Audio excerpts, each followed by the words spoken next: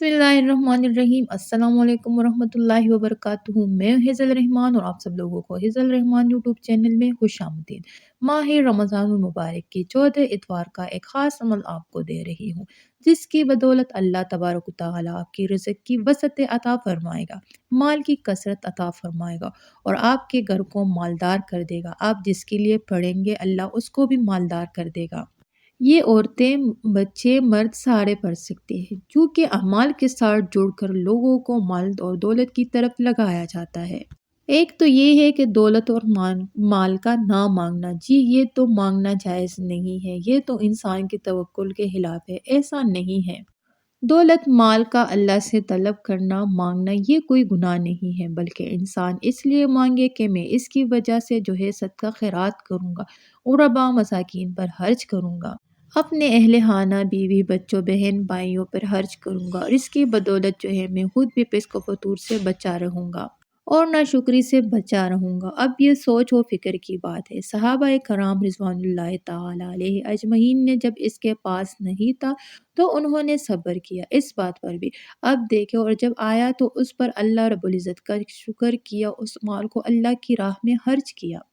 इब्राहीम बिन अदहम रहमतुल्लाह अलैह जो बलख के बानी थे, गवर्नर थे। अल्लाह ने उनको पैसे बुजुर्गी की तरफ लाया, विलायत की तरफ लाया कि आज मक्का में एक शाहरा का नाम भी इब्राहीम बिन अदहम है।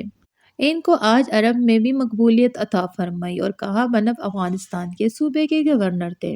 कहा उनको अल्लाह ने बुजुर्गी अता फरमाई। उन्होंने बादशाहत छोड़ी, फकीरी को इख्तियार किया, माल और ज़र को छोड़ दिया और जो फकीरी में आ गए अल्लाह ने मकबूलियत दे दी, महबूबियत दे दी कि आज लोग उनको दुनिया जानती है। बादशाह होते तो बड़े बड़े दुनिया से चले गए, कोई बादशाहों के नामों को नहीं जानता।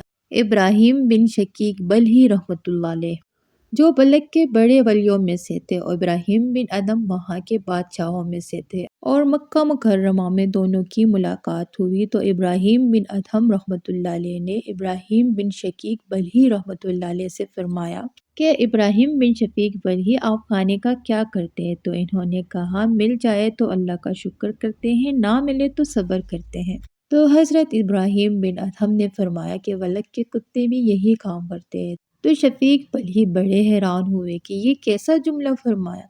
तो हज़रत फिर आप क्या करते हैं? तो इब्राहीम बिन अदहम रहमतुल्लाह अलैह ने फरमाया कि जब रिज़्क मिल जाए तो इसार करते हैं, यानी आगे लोगों में दे देते हैं और ना मिले तो सब्र करते हैं। तो इब्राहीम बिन शफीक बल्कि हैरान हुए कि ऐसा ज़ुहद व तक़वा के माल होते हुए भी अल्लाह की राह में खर्च कर रहे हैं। तो आज मालदार तबका अल्लाह की राह में खर्च नहीं करता, बल्कि गिन गिन कर बैंकों में रख देता है।